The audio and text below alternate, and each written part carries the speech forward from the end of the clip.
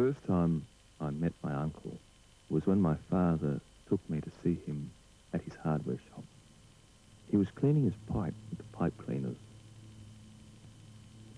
He bent one into the shape of a spider and gave it to me.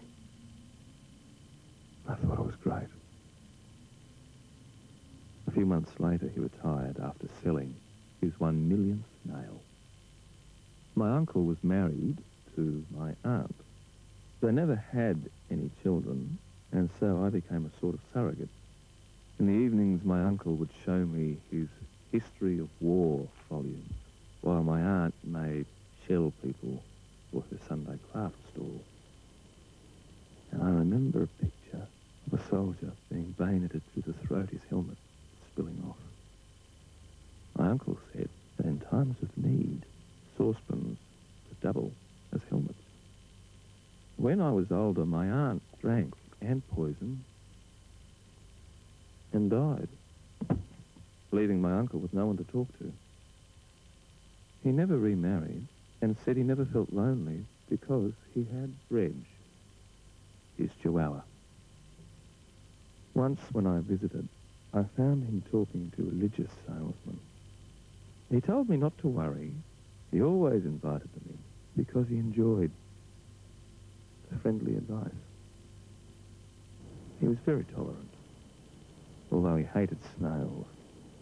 On winter mornings, he'd be down by the letterbox, removing them and crushing them with a brick. My uncle spent most of his retirement in his shed and backyard. He had a lemon tree he said was the best in the street because he'd wee on it every full moon.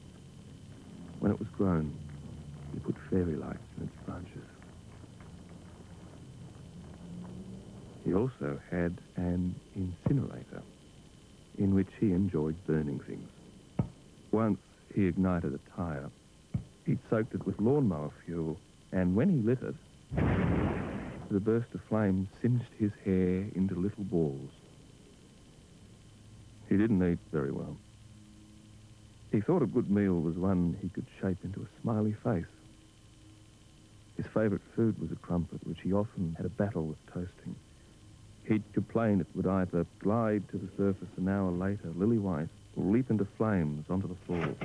He bashed with a broom, then scraped of its crumpet fur into the sink.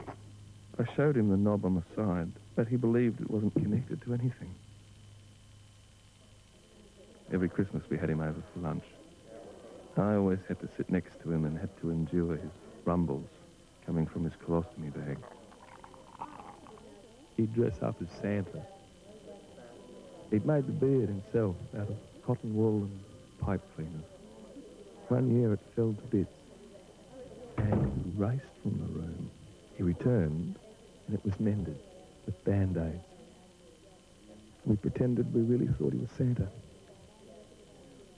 One evening I found him in his shed. He'd been crying. I sat with him, and he began to tell me things. Oh, you know, life can only be understood backwards, but we have to live it forwards.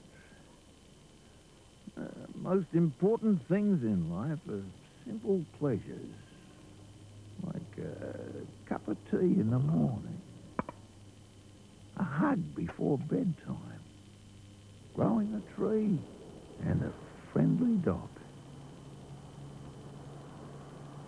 One day my mother phoned to tell me that Reg had been run over by a kid on a skateboard, and that my uncle had buried Reg under the lemon tree. He was never the same after that, and it wasn't long before they took him away, when my cousin had found him rolling on the floor with both legs in one pyjama trouser. He moved to the Ashburn Gentleman's Hospice, where he slowly got used to his bedmates, as well as the mixed smell of flowers, roast dinners, and urine. I called in to see him a few times, bringing him a flask of whiskey to hide under his pillow. On one visit, I found him attaching a piece of string to his pyjamas, the other end to his false teeth. He said it was to stop other patients from stealing them. In the sunroom one morning, he died. The nurses found him with a cup of tea in one hand and a crumpet in the other. And his last words were to his religious friends who paid a visit.